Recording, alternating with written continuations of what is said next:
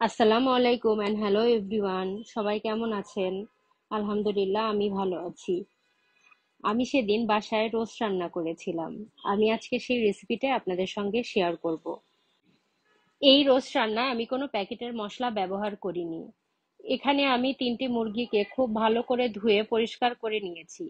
এতে আমি দিয়ে দিয়েছি একে একে 1 টেবিল চামচ রসুন বাটা, 1 টেবিল চামচ আদা বাটা, কিছুটা লবণ এবং 2 চা চামচ পরিমাণ মরিচের গুঁড়ো।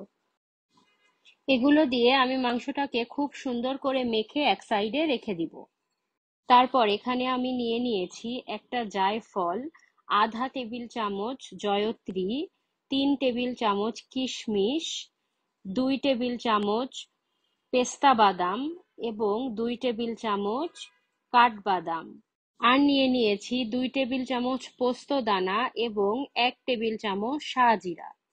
এই সবগুলো উপকরণ আমি খুব সুন্দরভাবে বেটে রেখে দিব। তারপর চুলায় একটি প্যান বসিয়ে তাতে আমি দিয়ে দিব 1/4 কাপ পরিমাণ তেল।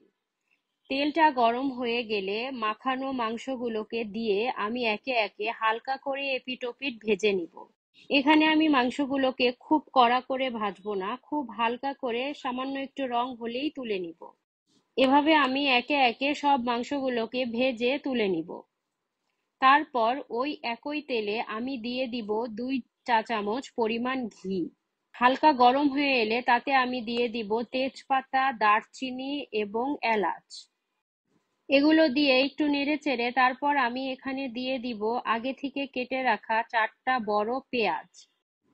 পেঁয়াজটাকে আমি হালকা বাদামি হওয়া পর্যন্ত ভাজবো। পেঁয়াজটা যখন হালকা বাদামি হয়ে আসবে তখন আমি এতে দিয়ে দিব 4 টেবিল পরিমাণ পেঁয়াজ বাটা, 3 টেবিল পরিমাণ রসুন বাটা এবং 3 টেবিল পরিমাণ আদা বাটা।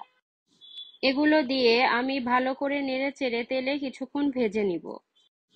তারপর এখানে আমি দিয়ে দিব স্বাদমতো কিছুটা লবণ এবং 2 টেবিল চামচ পরিমাণ কাশ্মীরি লাল মরিচের গুঁড়ো। এই মরিচের গুঁড়োটায় খুব বেশি একটা ঝাল হবে না, কিন্তু রোস্টে খুব সুন্দর একটা রং আসবে। এখন আমি 1 চা চামচ ধনিয়া গুঁড়া অ্যাড করে ভালো করে নেড়েচেড়ে তারপর দিয়ে দিব এতে সামান্য পরিমাণ পানি কষানোর জন্য। মশলাটা ভালোভাবে কষানো হয়ে গেলে এতে আমি আগে থেকে যে উপকরণগুলো বেটে রেখেছিলাম তা একে একে দিয়ে দিব। দিয়ে সুন্দর করে নেড়ে চেড়ে এটাকে আমি ওই মশলার সঙ্গে মিশিয়ে নিব। এখন আমি নিয়ে নিয়েছি 1 কাপ দই এবং তাতে আমি দিয়ে দিয়েছি 2 টেবিল চামচ পরিমাণ চিনি। চিনি দিয়ে আমি দইটাকে খুব সুন্দরভাবে ফেটে নিয়েছি। এখন আমি দিয়ে দিব দই। দইটা দিয়ে আমি খুব সুন্দরভাবে নেড়েচেড়ে মিশিয়ে ফুটিয়ে নিব। যখন এই মশলাটা খুব ভালোভাবে ফুটে উঠবে তখন আমি এতে আগে থেকে ভেজে রাখা মাংসগুলো একে একে দিয়ে দিব।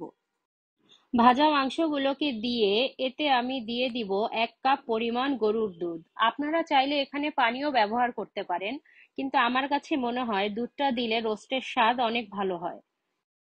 এরপর ভালো করে নাড়াচাড়া করে তারপর ঢাকনা দিয়ে ঢেকে মিডিয়াম লো হিটে আমি রোস্টটিকে রান্না করব যতক্ষণ না পর্যন্ত মাংসগুলো খুব ভালোভাবে সেদ্ধ হয়ে যায়। এরই মাঝে আমি 2 থেকে 3 বার ঢাকনা খুলে ভালো করে নাড়াচাড়া করে দিয়েছি যাতে মশলাটা নিচে লেগে না যায়।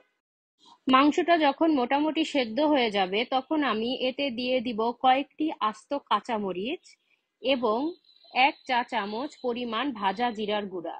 দিয়ে আমি খুব ভালোভাবে নেড়ে আবারও কিছুক্ষণ রান্না করে নিব। এ পর্যায়ে ঢাকনা খুলে আমি এতে দিয়ে দিব 1 টেবিল চামচ পরিমাণ কেওড়া জল। কেওড়া জল দিয়ে আবারও ঢেকে 5 মিনিটের মতো আমি রোস্টটিকে জাল করে নিব। 5 মিনিট পরে ঢাকনা খুলে এতে আমি দিয়ে দিব 2 টেবিল চামচ পরিমাণ ঘি। ঘি দিয়ে তারপর আবার ঢাকনা দিয়ে 2 মিনিটের মতো জাল করে নিলেই হয়ে যাবে আজকের এই রোস্ট রান্নাটি। এভাবে প্যাকেটের মশলা ছাড়া রোস্ট রান্না করে দেখবেন, আশা করছি স্বাদটা আপনাদের খারাপ লাগবে না। যদি আমার রেসিপিটা ভালো লেগে থাকে তাহলে পেজে লাইক এবং ফলো করে দিবেন। আর সবাই ভালো থাকবেন। আল্লাহ হাফেজ, and bye everyone.